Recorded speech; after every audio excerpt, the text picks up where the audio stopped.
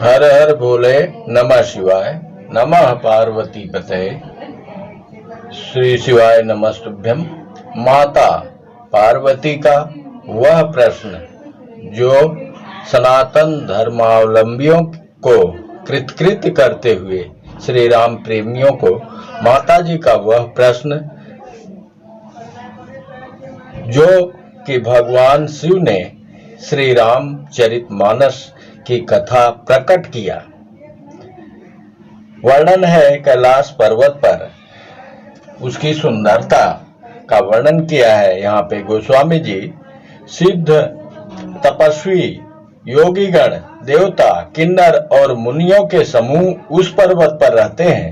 वे सब बड़े पुण्य आत्मा हैं और आनंद कंद श्री महादेव जी की सेवा करते हैं। उस कैलाश पर्वत पर सिद्ध तपोधन जोगी जन सुर किन्नर मुनि वृंद बसहि तहाँ सुखती सकल से वहीं शिव सुख कंद।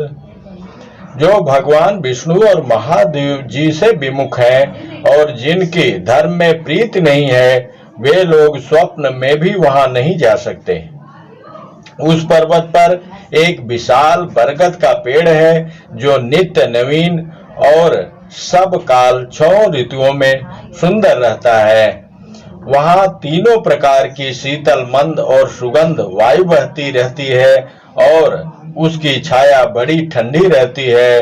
वह शिव जी के विश्राम करने का वृक्ष है जिसे वेदों ने गाया है। एक बार प्रभु शिव जी उस वृक्ष के नीचे गए और उसे देखकर उनके हृदय में बहुत आनंद हुआ। अपने हाथ से बाघांबर बिछाकर कृपालु शिव जी स्वभाव से ही बिना किसी खास प्रयोजन के वहां बैठ गए। कुंद के पुष्प चंद्रमा और शंख के समान उनका गौर शरीर था। बड़ी बड़ी लंबी भुजाएं थी और वे मुनियों के से बलकल वस्त्र धारण किए हुए थे। उनके चरण नए पूर्ण रूप से खिले हुए लाल कमल के समान थे। नखों की ज्योति भक्तों के हृदय का अंधकार हरने वाली थी। सांप और भस्म ही उनके भूषण थे और उन त्रिपुरासुर के शत्रु शिव जी का मुख शरद पूर्णिमा के चंद्रमा की शोभा को भी हरने वाला, फीकी करने वाला था। उनके सिर पर जटाओं का मुकुट और गंगा जी शोभायमान थी। कमल के समान बड़े बड़े नेत्र थे। उनका नीलकंठ था और वे सुंदरता के भंडार थे। उनके मस्तक पर द्वितीया का चंद्रमा शोभित था। कामदेव के शत्रु शिव जी वहां बैठे हुए ऐसे शोभित हो रहे थे मानो शांत रस ही शरीर धारण करके बैठा हो। अच्छा मौका जानकर शिव पत्नी माता पार्वती जी उनके पास गई। अपनी प्यारी पत्नी का जानकर शिव जी ने उनका बहुत आदर सत्कार किया और अपनी बाईं ओर बैठने के लिए आसन दिया। पार्वती जी प्रसन्न होकर शिव जी के पास बैठ गई। उन्हें पिछले जन्म का कथा का स्मरण हो आया। स्वामी के हृदय में अपने ऊपर पहले की अपेक्षा अधिक प्रेम समझकर पार्वती जी हंसकर प्रिय वचन बोली। याज्ञवल्क्य जी कहते हैं कि जो कथा सब लोगों का हित करने वाली है उसे ही पार्वती जी पूछना चाहती हैं। पार्वती जी ने कहा, हे संसार के स्वामी, हे मेरे नाथ, हे त्रिपुरासुर का वध करने वाले, आपकी महिमा तीनों लोकों में विख्यात है। चर अचर नाग मनुष्य और देवता सभी आपके चरण कमलों की सेवा करते हैं। हे प्रभु, आप समर्थ सर्वज्ञ और कल्याण स्वरूप हैं। सब कलाओं और गुणों के निधान हैं और योग ज्ञान और वैराग्य के भंडार हैं। आपका नाम शरणागतों के लिए कल्प वृक्ष है। हे सुख की राशि, यदि आप मुझ पर प्रसन्न हैं और सचमुच मुझे अपनी दासी या अपनी सच्ची दासी जानते हैं तो हे प्रभु, आप श्री रघुनाथ जी की नाना प्रकार की कथा कहकर मेरा अज्ञान दूर कीजिए। जिसका घर कल्प वृक्ष के नीचे हो, वह भला दरिद्रता से उत्पन्न दुखों को क्यों सहेगा। हे शशिभूषण, हे नाथ, हृदय में ऐसा विचार कर मेरी बुद्धि के भारी भ्रम को दूर कीजिए। हे प्रभु, जो परमार्थ तत्व ब्रह्म के ज्ञाता और वक्ता मुनि हैं, वे श्री रामचंद्र जी को अनादि ब्रह्म कहते हैं और शेष सरस्वती, वेद और पुराण सभी श्री रघुनाथ जी का गुण गाते हैं। और हे कामदेव के शत्रु, आप भी दिन रात आदर पूर्वक राम राम जपा करते हैं। ये राम वही अयोध्या के राजा के पुत्र हैं या अजन्मा निर्गुण और अगोचर कोई और राम है। यदि वे राजपुत्र हैं तो ब्रह्म कैसे, और यदि ब्रह्म है तो स्त्री के विरह में उनकी मति बावली कैसे हो गई। इधर उनके ऐसे चरित्र देखकर और उधर उनकी महिमा सुनकर मेरी बुद्धि अत्यंत चकरा रही है। यदि इच्छा रहित व्यापक समर्थ ब्रह्म कोई और है तो हे नाथ, मुझे उसे समझा कर कहिए। मुझे नादान समझकर मन में क्रोध न लाइए। जिस तरह मेरा मोह दूर हो वही कीजिए। मैंने पिछले जन्म में वन में श्री रामचंद्र जी की प्रभुता देखी थी, परंतु अत्यंत भयभीत होने के कारण मैंने वह बात आपको सुनाई नहीं। तो भी मेरे मलिन मन को बोध न हुआ। उसका फल भी मैंने अच्छी तरह पा लिया। अब भी मेरे मन में कुछ संदेह है। आप कृपा कीजिए, मैं हाथ जोड़कर विनती करती हूँ।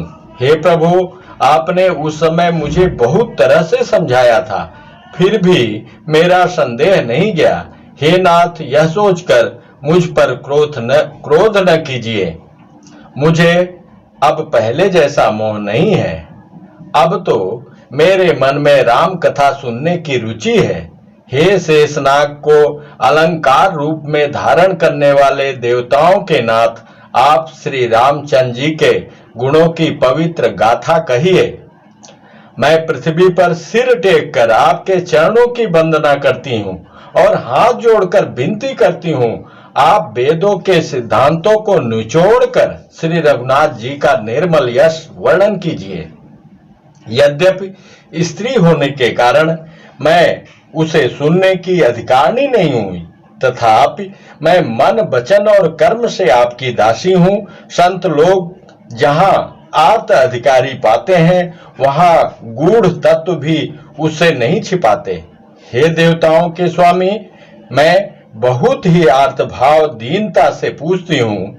आप मुझ पर दया करके श्री रघुनाथ जी की कथा कहिए। पहले तो वह कारण विचार कर बतलाइए जिससे निर्गुण ब्रह्म सगुण रूप धारण करता है। क्या कारण है? फिर हे प्रभु, श्री रामचंद्र जी के अवतार जन्म की कथा कहिए तथा उनका उदार बाल चरित्र कहिए। फिर जिस प्रकार उन्होंने श्री जानकी जी से विवाह किया वह कथा कहिए। और फिर यह बतलाइए कि उन्होंने जो राज्य छोड़ा सो किस दोष से। हे नाथ, फिर उन्होंने वन में रहकर जो अपार चरित्र किए तथा जिस तरह रावण को मारा वह कहिए। हे सुख स्वरूप शंकर जी, फिर आप उन सारी लीलाओं को कहिए जो उन्होंने राज्य सिंहासन पर बैठकर की थी। हे कृपाधाम, फिर वह अद्भुत चरित्र कहिए जो श्री रामचंद्र जी ने किया। वे रघुकुल शिरोमणि प्रजा सहित किस प्रकार अपने धाम को गए। हे प्रभु, फिर आप उस तत्व को समझा कर कहिए जिसकी अनुभूति में ज्ञानी मुनिगण सदा मग्न रहते हैं। और फिर भक्ति, ज्ञान, विज्ञान और वैराग्य का विभाग सहित वर्णन कीजिए। इसके सिवा श्री रामचंद्र जी के और भी जो अनेक रहस्य छिपे हुए भाव अथवा चरित्र हैं उनको कहिए। हे नाथ, आपका ज्ञान अत्यंत निर्मल है। हे प्रभु, जो बात मैंने न भी पूछी हो, हे दयालु, उसे भी आप छिपा न रखिएगा। वेदों ने आपको तीनों लोकों का गुरु कहा है। दूसरे पामर जीव इस रहस्य को क्या जाने? पार्वती जी के सहज, सुंदर और छल रहित सरल प्रश्न सुनकर शिव जी के मन को बहुत अच्छे लगे। श्री महादेव जी के हृदय में सारे रामचरित्र आ गए। प्रेम के मारे उनका शरीर पुलकित हो गया और नेत्रों में जल भर आया। श्री रघुनाथ जी का रूप उनके हृदय में आ गया, जिससे स्वयं परमानंद स्वरूप शिव जी ने भी अपार सुख पाया। शिव जी 2 घड़ी तक ध्यान के रस आनंद में डूबे रहे। फिर उन्होंने मन को बाहर खींचा और तब वे प्रसन्न होकर श्री रघुनाथ जी का चरित्र वर्णन करने लगे, जिसके बिना जाने झूठ भी सत्य मालूम होता है। जैसे बिना पहचाने रस्सी में सांप का भ्रम हो जाता है और जिसके जान लेने पर जगत का उसी तरह लोप हो जाता है, जैसे जागने पर स्वप्न भ्रम जाता रहता है। मैं उन्हीं श्री रामचंद्र जी के बाल रूप की वंदना करता हूँ, जिनका नाम जपने से सब सिद्धियां सहज ही प्राप्त हो जाती हैं। मंगल के धाम, अमंगल के हरने वाले और श्री दशरथ जी के आंगन में खेलने वाले वे बाल रूप श्री रामचंद्र जी मुझ पर कृपा करें। त्रिपुरासुर का वध करने वाले शिव जी श्री रामचंद्र जी को प्रणाम करके आनंद में भरकर अमृत के समान वाणी बोले, हे गिरिराज कुमारी पार्वती, तुम धन्य हो, धन्य हो। तुम्हारे समान कोई उपकारी नहीं है। जो तुमने श्री रघुनाथ जी की कथा का प्रसंग पूछा है, जो कथा समस्त लोकों के लिए जगत को पवित्र करने वाली गंगा जी के समान है, तुमने जगत के कल्याण के लिए ही प्रश्न पूछे हैं। तुम श्री रघुनाथ जी के चरणों में प्रेम रखने वाली हो।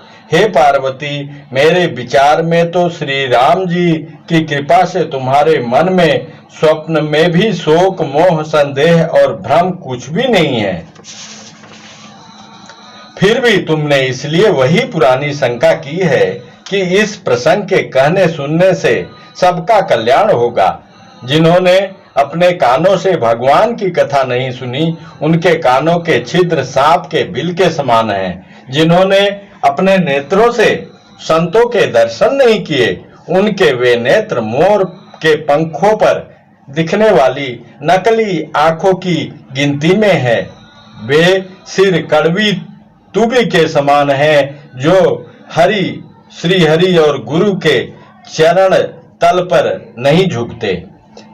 जिन्होंने भगवान की भक्ति को अपने हृदय में स्थान नहीं दिया, वे प्राणी जीते हुए ही मुर्दे के समान हैं।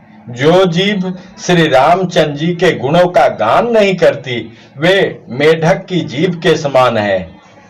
वह हृदय वज्र के समान कड़ा और निष्ठुर है, जो भगवान के चरित्र सुनकर हर्षित नहीं होता। हे पार्वती, श्री रामचंद्र जी की लीला सुनो। यह देवताओं का कल्याण करने वाली और दैत्यों को विशेष रूप से मोहित करने वाली है।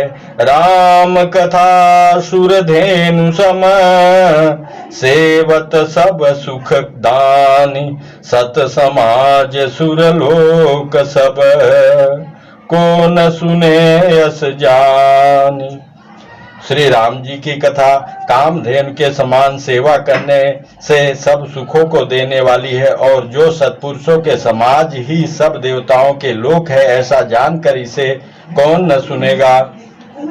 राम कथा सुंदर करतारी, संशय बिहग उड़ाव निहारी। राम कथा कलि बिटप कुठारी, सादर सुनु गिरिराज कुमारी। राम नाम गुण चरित सुहाए, जन्म करम अगणित सुति गाये। जथा अनंत राम भगवाना, तथा कथा कीरति गुण नाना। तदपि जथा सुत जसि मति मोरी, कइयौ देखि प्रीति अति तोरी। उमा प्रश्न तव सहज सुहाई, सुखद संत सम्मत मोहि भाई। जय श्री राम।